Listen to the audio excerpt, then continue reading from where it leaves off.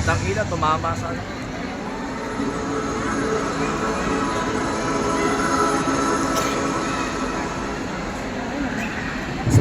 Napakagandang pagmasdan kung paano ang plano ng Diyos ay kanyang isinasagawa sa ating kapanahunan. Ang Diyos ang gumagawa sa atin, sapagkat Diyos ang gumagawa sa inyo, maging sa pagnanasa at sa paggawa, ayon sa kanyang mabuting kalooban.